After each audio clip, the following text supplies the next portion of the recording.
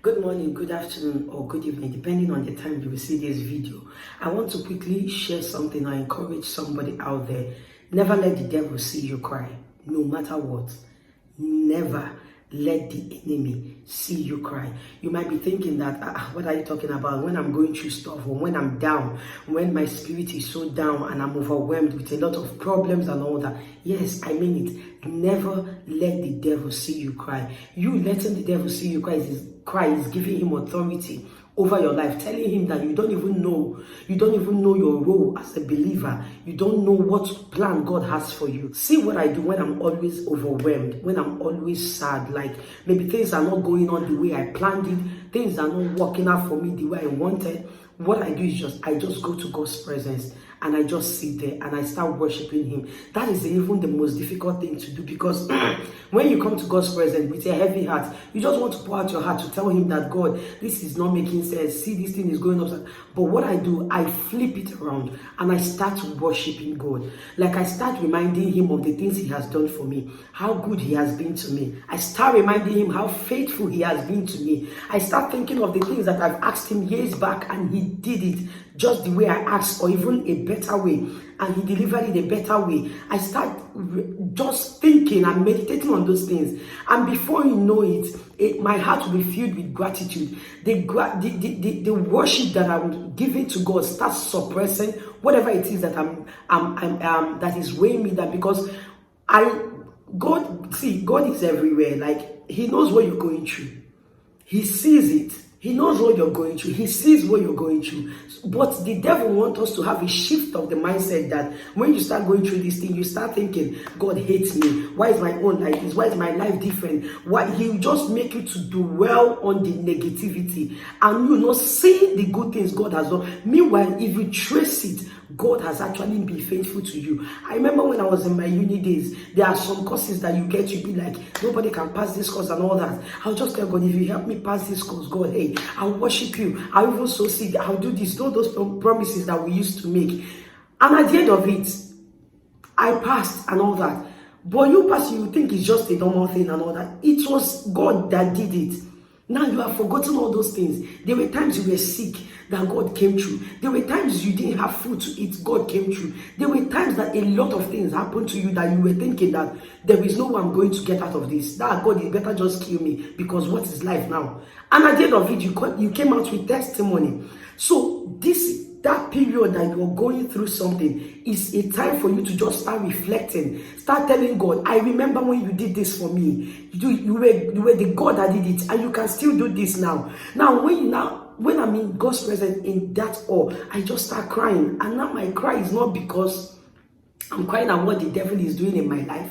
I am crying because I am just amazed at how God has been faithful to me. I've traced it. I've seen the track record. I've seen how far he has brought me. And I know that he can never leave me. When we cry, we give the enemy the room to think that he has a stronghold over our life. We give him that authority over. Meanwhile, in the Bible, God said, I have made you kings and priests. Do you know what it means for God to make you a king and a priest at the same time? Kings, do they cry? They just place order of what they want. Yes, it's as simple as that. As a New Testament priest, I just step on my priestly garment and I decree, after I'm done worshiping God, after I'm done reverencing him, thanking him, praising him, I put on my priestly garment and I start to manifest kingly authority. God said he has made you kings and priests. He said in Genesis, let them have dominion over everything, both the things on the ground, in the sea, everywhere. So God has given us dominion. In Psalms, he said, the heavens are mine, while the earth I give unto you. Like, we have dominion over this earth. So why are you crying? You're not telling the devil, I think you're the one that has the dominion. Please leave me now. Please pity me and leave me. Meanwhile, you are the one with the dominion. This is the authority of a believer. Have a shift of mindset. Don't always feel, whenever you start experiencing something that is so traumatic, that is so hard, that is overwhelming and all, I am not saying that you should not express yourself, but don't come from the aspect of God just crying, why me and all that and all that. Yes, a lot of things can actually be very traumatic and all that, but come with a heart of worship. Start by worshiping God. Start reminiscing on the things God has done for you. I start tracing from as far back as 4 years when I can remember, because that's the ones I can remember. I don't remember my 3 years or 2 years or when I was 1 year, but from 4 years I start counting. I start just the moments that flash through my head. I start, God, it's been you. It's been you. You've been intentional. You've just been good. You did it. You did this. You did that. When I was in my worst, there was a time that I went through something, and I was on emotion, like I was inside keke going. I was looking at a truck was coming. I was like, can't I just jump into this truck? Let this truck just kill me. Let me die. I got to that point. I got to that point. That is to tell you how the devil planned our life. You understand? So imagine I did that. By now it's over, I think it's over 10 years. I think it's over 10 or 8 years. By now I would have been a forgotten person. The things that God has done in my life now, I wouldn't have experienced. And I was a very wretched sinner. I was an unbeliever then. So imagine I died at that state. That is to tell you that the devil just wants you to focus on the negativity. He wants you to just focus on get this thing. When you get that thing, get another one. When you get this one, look for another one and get. Don't even sit to thank God like, God, I am just trying to think about all the things you have done, and you have been nothing but faithful. Flip the script. Don't follow the devil's script. Never let the devil see you cry. That is you giving him authority over your life. Meanwhile, God has given you all the authority to control this earth. If you understand your authority as a believer, there are situations that crying doesn't solve it. We know that. We know there's not like crying doesn't solve some situations. Majority of the situations, whenever I start feeling sad or worried and all that, and start having anxiety, and I will tell myself, this has never solved any situation in my life.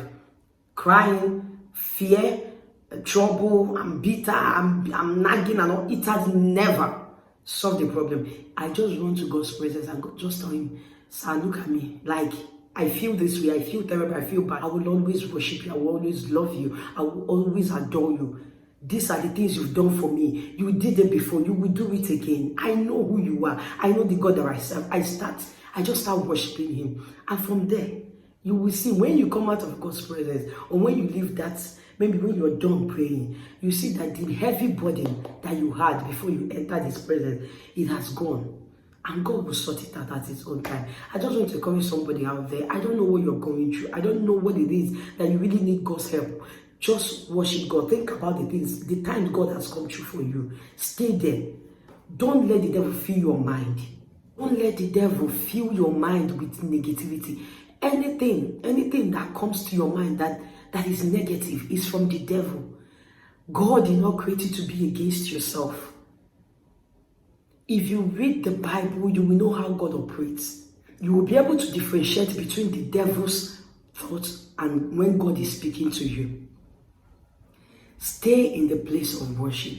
Stay in the place of gratitude. That is the best thing that you will do for yourself in this season, in whatever season of your life. When I come to God's presence, when I'm done worshiping, I don't even remember to talk about my problems, because he sees all. He knows what I'm going through. He knows my heart. He knows the best part of he knows my desire. And he said, delight yourself in the Lord, and I will give thee the desires of your heart. When you delight yourself in the Lord, when you just stay on loving him, the desires of your heart, you don't even need to mention them. It will come true. Now, this is not to say that you can't pray about your problems, about your prayer point. But when you have stepped on that, your authority as a believer, when you have stepped on that mandate as a believer, now you can just start speaking words and start decreeing, and not saying the negative, and not saying what you're saying, but you say what you are supposed to have as a believer.